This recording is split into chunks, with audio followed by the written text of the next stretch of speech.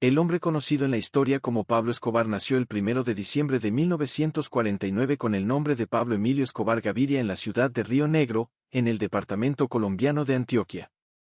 Su padre era Abel de Jesús Escobar Echeverry, un campesino pobre que a menudo trabajaba como peón en las parcelas de otros para sacar adelante a su numerosa familia de 7 hijos, de los que Pablo era el segundo. La madre de Pablo era Hermilda de los Dolores Gaviria Berrío, quien además de criar a sus 7 hijos, trabajaba como maestra en una escuela primaria local. Aunque nació en Río Negro, cuando Pablo era aún muy pequeño, la familia se trasladó a la ciudad de Medellín. Merece la pena reflexionar sobre el desarrollo de esta ciudad colombiana con la que Pablo quedaría tan intrínsecamente asociado. Ya en la década de 1610, los españoles se asentaron en el lugar y crearon un poblado mestizo.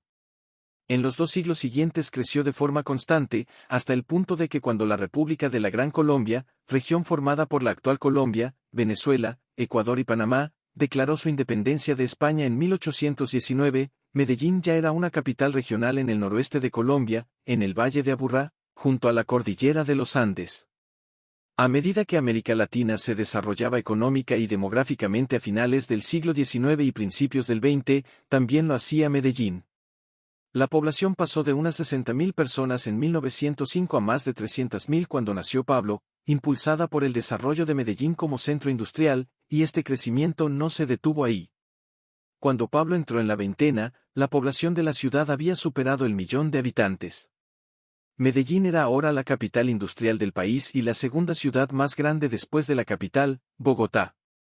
Pero esta rápida expansión trajo consigo una pobreza urbana galopante. A esta ciudad se trasladaron Pablo y su familia, como tantas otras en Colombia, en la década de 1950. La madre de Pablo, Hermilda, tenía grandes esperanzas puestas en su hijo, creyendo que le iría bien en los estudios. Pero esta esperanza se disipó pronto en su adolescencia, cuando se vio envuelto en las desenfrenadas empresas delictivas que habían surgido por toda Medellín en medio de la pobreza urbana que reinaba en la ciudad. A los 14 años ya formaba parte de una banda y pronto fue expulsado de la escuela, al tiempo que protagonizaba varios incidentes con otros miembros de la banda. Uno de ellos fue una pelea que perdió con Julio Tulio Garcés. Pero Pablo no se intimidó. La siguiente vez se vio envuelto en un altercado con un tal Julio Gaviria. Pablo sacó una pistola y le disparó en un pie.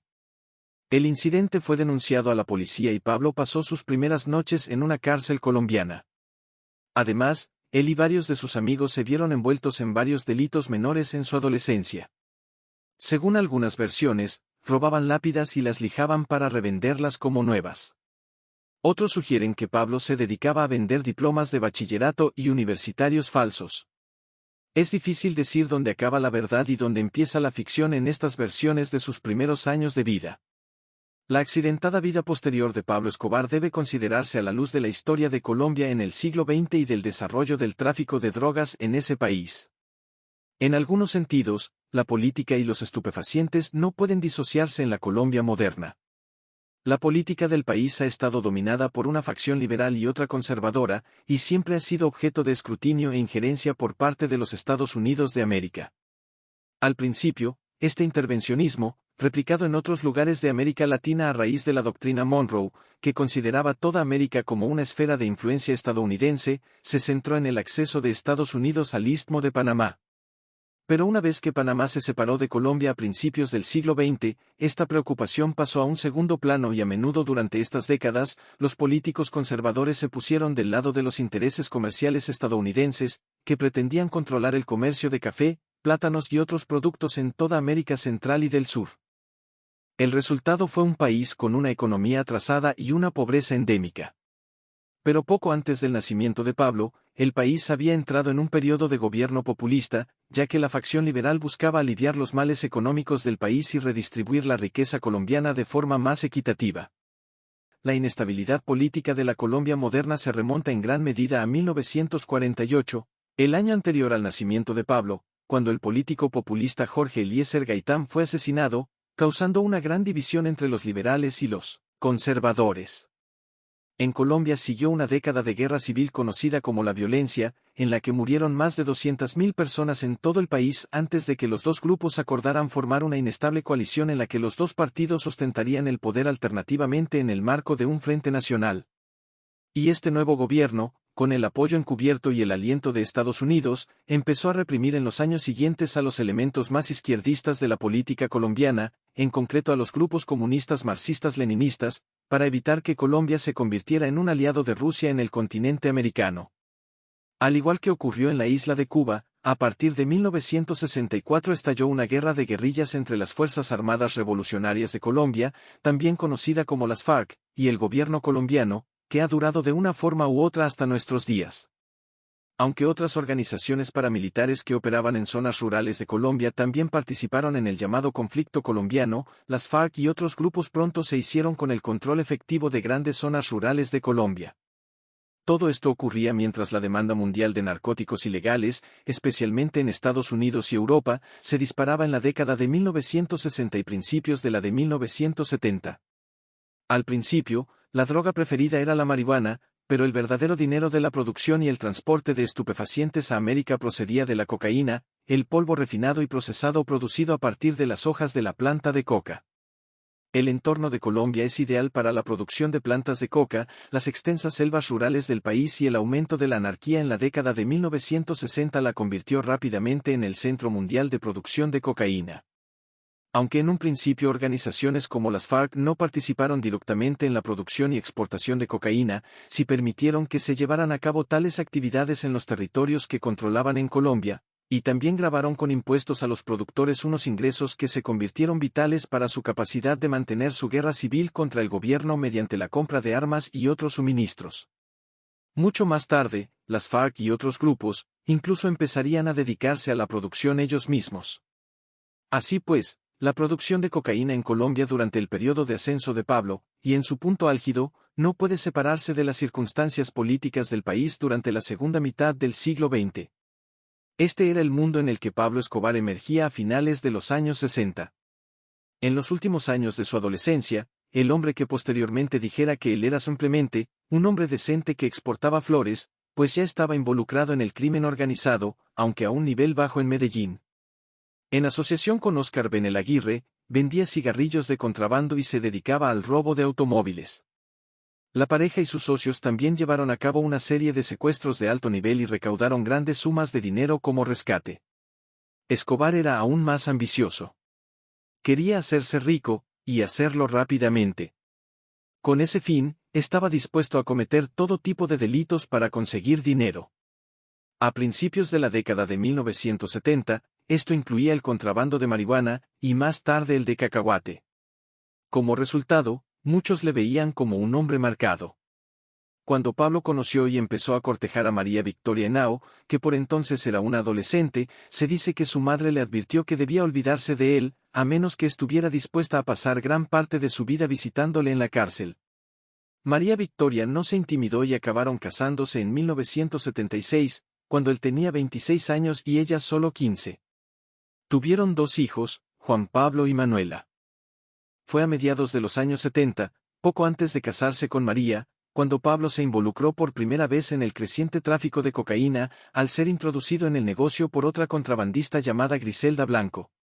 La cocaína había sido una especie de droga de nicho en Estados Unidos en la década de 1960, ya que otros estupefacientes como la marihuana, el LSD y la heroína proliferaban mucho más. Sin embargo, en la década de 1970, el consumo de cocaína se disparó en todo el país, sobre todo con la expansión de la escena disco en ciudades como Nueva York y Miami. Como consecuencia, el mercado de la cocaína en América Latina y en particular en Colombia, creció exponencialmente. Esta fue la situación que permitió a los cárteles de la droga y a pequeños operadores como Pablo Escobar entrar en el negocio en primer lugar. En Colombia, a mediados de la década de 1970, su primer compromiso fue con unos contrabandistas establecidos en Medellín, que contrataron a Pablo para que entregara cargamentos de pasta de coca en las instalaciones de procesamiento de los alrededores de Medellín y de la zona en general, para que pudiera procesarse completamente y convertirse en cocaína en polvo. En poco tiempo, Pablo eliminó a algunos de los intermediarios y desarrolló sus propias operaciones para transportar por avión grandes cargamentos de cocaína totalmente procesada desde Colombia hasta Estados Unidos utilizando diversas rutas. Y pocos sabían entonces que Pablo y sus socios habían dado forma a los inicios de lo que se conoció como el Cartel de Medellín. En mayo de 1976, Pablo y otros fueron detenidos cuando se dirigían a Medellín con un gran cargamento de pasta de coca. El primer instinto de Pablo fue intentar sobornar a quienes le habían detenido y posteriormente, a los propios jueces. En Medellín, esto no funcionó, por lo que Pablo intentó entonces que asesinaran a los agentes que le habían detenido para evitar que testificaran en su juicio. Evidentemente, los posibles riesgos de perseguir a Escobar eran tales que las autoridades decidieron abandonar el caso. Salió libre, pero la forma en que hizo desaparecer los cargos fue sintomática del enfoque de Pablo. Durante los 15 años siguientes, Escobar siempre estuvo dispuesto a recurrir a la violencia si con ello conseguía una ventaja sobre sus competidores o evitaba que las autoridades le atraparan. Y esto es importante recordarlo en cualquier evaluación de Pablo Escobar. En los años venideros, él intentaría continuamente presentarse como un humilde comerciante de drogas, que de todos modos creía que algún día serían legalizadas. Pero detrás de esas representaciones interesadas había alguien que ordenó miles de muertes a lo largo de los años. El negocio de Escobar y el cartel de Medellín explotó a finales de la década de 1970, no solo debido a la expansión del mercado de cocaína en Estados Unidos, sino porque el cartel desarrolló una serie de métodos muy eficaces para importar la droga a América. Poco después de salir de la cárcel en Connecticut en 1976, dos traficantes de nivel medio llamados Carlos Leder, un colombiano de origen alemán, y George Jun, un estadounidense de Massachusetts, habían pasado a trabajar para Escobar. Leder había acabado en la prisión de Danbury, en Connecticut, por contrabando de marihuana y venta de coches robados, mientras que Jun había estado dirigiendo una operación para llevar marihuana a California desde México y luego enviarla a través del país hasta Nueva Inglaterra, donde alcanzaba un precio enorme en comparación con el que se había comprado en origen. Sin embargo, en Danbury concibieron un plan para introducirse en el ahora creciente tráfico de cocaína. En consecuencia, cuando fueron puestos en libertad, empezaron a traficar con cocaína desde Colombia a través del Caribe y hacia América, principalmente a través de Florida y de la ciudad de Miami en particular. En un principio, Escobar contrató a la pareja para que empezaran a facilitar la expansión de su negocio, introduciendo en Estados Unidos cargamentos cada vez mayores de cocaína. Pero esto pronto se ampliaría. En 1978, Carlos Leder empezó a comprar propiedades en la isla bahameña llamada Norman's Cay, con la intención de convertirla efectivamente en un depósito de cocaína entre Colombia y América. En los meses siguientes, intimidó a los terratenientes locales para que vendieran sus propiedades, e incluso asesinó a algunos de los residentes. Leder, una figura paranoica y volátil, también apartó en gran medida a Jun de la operación en ese momento. Así, en pocos meses, había convertido prácticamente la isla en un feudo personal, y entonces invirtió millones de dólares en construir una pista de aterrizaje y almacenes. Durante los años siguientes, Norman's Cay actuó como aeropuerto personal del cártel de Medellín en el Caribe, frente a la costa de Estados Unidos y muy cerca del mayor mercado de cocaína del mundo. Grandes aviones traían a la isla enormes cargamentos de cocaína de Escobar, que luego se descargaban y volvían a cargar en aviones más pequeños, que podían volar a Estados Unidos sin ser detectados. En el punto álgido de las actividades, llegaban a Norman's Cay más de 300 cargamentos de cocaína al día, lo que hizo multimillonarios a Escobar, Leder y sus socios. Leder se hizo tan rico que se ofreció 2 veces a pagar la deuda nacional colombiana para evitar ser procesado por sus delitos. Otro socio destacado durante esta época fue Barry Seal. Seal era un piloto de aviación de Baton Rouge, en el estado de Luisiana, en el sur de Estados Unidos. Al igual que Jun, se había involucrado por primera vez en el tráfico de drogas a mediados de la década de 1970 trayendo cargamentos de marihuana desde México. Pero al igual que Jun y más tarde, no tardó en darse cuenta de que los beneficios eran mucho mayores trayendo cocaína, más valiosa y compacta. En 1981, ya había establecido contactos con Escobar y el cártel de Medellín y había puesto en marcha una operación sistemática. Seal utilizaba más de una docena de aviones pequeños que podían volar bajo y evitar ser detectados por los radares en el espacio aéreo estadounidense. Estos aviones sobrevolaban el Golfo de México hasta el espacio aéreo de Luisiana, donde dejaban caer los paquetes desde el avión en los lugares acordados en una zona rural. A continuación, un equipo de tierra de Seal recogía los paquetes antes de enviarlos a Florida y entregarlos a la red de distribución de los cárteles de Medellín en la costa este. Sin embargo, el trabajo de Seal para Escobar tuvo un doble filo. fue acusado por la DEA, la Agencia Antidroga de Estados Unidos, en 1983, y a principios de 1984 ya trabajaba como informante del gobierno estadounidense que proporcionaba amplia información sobre Escobar y su operación, lo que acabó siendo descubierto por Escobar, que mandó matar a Sil en febrero de 1986. Mientras Norman Sky se estaba convirtiendo en un feudo privado de ladrones como rama del cartel de Medellín, y Sil lanzaba sus paquetes sobre Luisiana, Escobar también estaba estableciendo su propio reino privado en Colombia. Con parte del dinero producto de sus operaciones, Pablo compró unas 20 tierras en los alrededores de Puerto Triunfo, aproximadamente 150 kilómetros al este de Medellín. Allí construyó la Hacienda Nápoles, un vasto complejo para él y su familia. Incluía una casa colonial española, un parque de esculturas e incluso un zoológico con animales exóticos que Escobar había importado a Colombia, cebras, hipopótamos, antílopes, elefantes, jirafas, avestruces y ponis.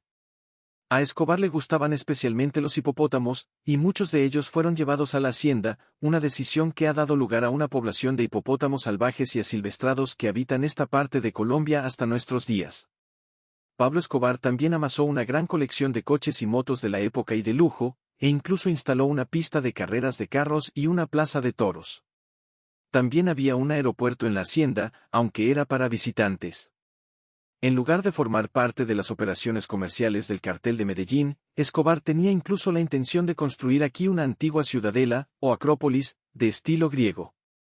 Pero al final, este plan no se llevó a cabo. Tampoco fue esta la única propiedad importante que adquirió Pablo.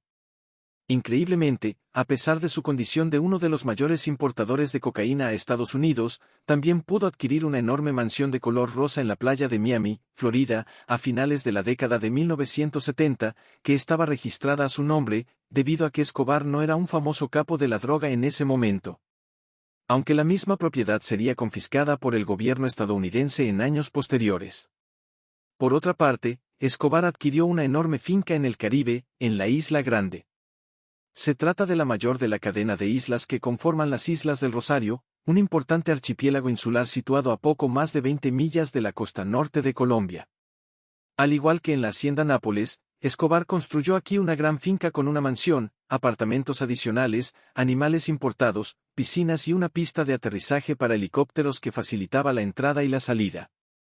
Y estas fueron solo las propiedades más extravagantes que Escobar adquirió gracias a las ganancias ilícitas del narcotráfico colombiano. Como el cartel de Medellín también tenía cientos de propiedades por todo el país, que a menudo se utilizaban con el único fin de ocultar su dinero de forma muy elaborada, las operaciones de Pablo siguieron creciendo sin obstáculos a finales de la década de 1970 y principios de la de 1980. En esta etapa, se benefició de su relativo anonimato en comparación con su posterior infamia como el rey de la cocaína, o el patrón. Como resultado, el cartel de Medellín, que él dirigía, siguió creciendo exponencialmente y suministró cada vez más cocaína a Estados Unidos, además de introducir cantidades significativas en otros países, como España, que actuaba como punto de entrada para el mercado europeo de la droga de forma muy parecida a como Florida lo hacía para el mercado estadounidense. Los métodos utilizados para trasladar la droga se hicieron cada vez más elaborados, incluyendo el uso de barcos que remolcaban pequeños submarinos cargados con el polvo. Pronto, la operación de Escobar fue responsable del contrabando de varias toneladas de cocaína a América y Europa cada semana, con unos beneficios de hasta $60 millones al día y más de 20.000 millones anuales. En consecuencia, las operaciones se expandieron más allá de Colombia y a principios de los 80, el cartel adquiría pasta de coca de plantaciones establecidas en países vecinos, como Perú y Bolivia. La operación había creado una industria en toda Sudamérica. El cartel generaba ahora tanto dinero que no podía gastarlo, e incluso los actos de blanquearlo y ocultarlo se habían vuelto muy problemáticos. Gran parte se blanqueaba a través de Panamá, a menudo comprando oro y fundiéndolo para convertirlo en dinero limpio en otros países. Pero incluso estos métodos tenían sus limitaciones, por lo que en lugar de gastar el dinero, se ocultaban enormes cantidades en propiedades de todo el país donde pocos sospecharían que se encontraban. Además, por increíble que parezca, el cartel adquirió una mansión en la que se instaló un jacuzzi retráctil.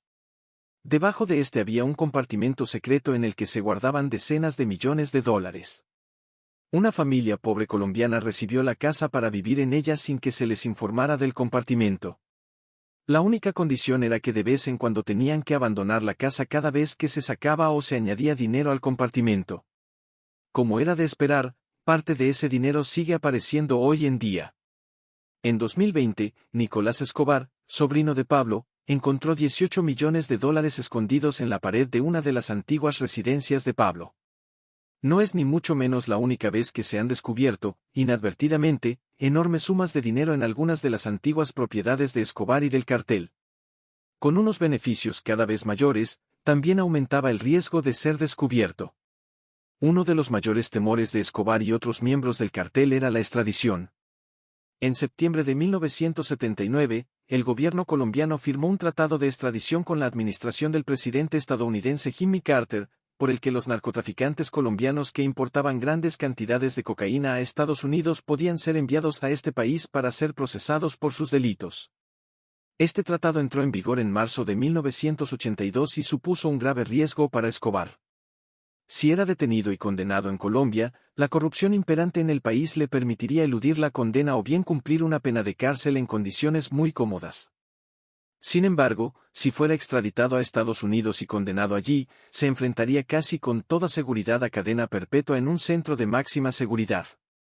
En respuesta a esta amenaza, a principios y mediados de la década de 1980, Escobar y varios de sus socios iniciaron una campaña terrorista de secuestros, asesinatos y atentados con bomba contra personas de la política, la policía y la judicatura colombiana, en un intento de hacerles retroceder en el tratado de extradición. Pero no surtió el efecto deseado y a lo largo de la década de 1980, el miedo a la extradición siguió siendo omnipresente para traficantes como Escobar en Colombia. Para contrarrestar el riesgo de extradición, Pablo intentó ganarse el apoyo popular en toda Colombia. Gran parte de la mística de Escobar nacía de la imagen que se había creado de sí mismo como un Robin Hood colombiano. En los primeros años, existía la percepción de que las actividades de Pablo y del cártel apenas perjudicaban a los colombianos de a pie. Cualquier daño social que engendraran sus acciones se producía lejos, en Estados Unidos, un país que muchos colombianos veían como un agresor imperial en América Latina. Para suavizar aún más su imagen, Pablo regaló cantidades sustanciales de las ingentes sumas de dinero que llegaban a las arcas del cártel cada semana.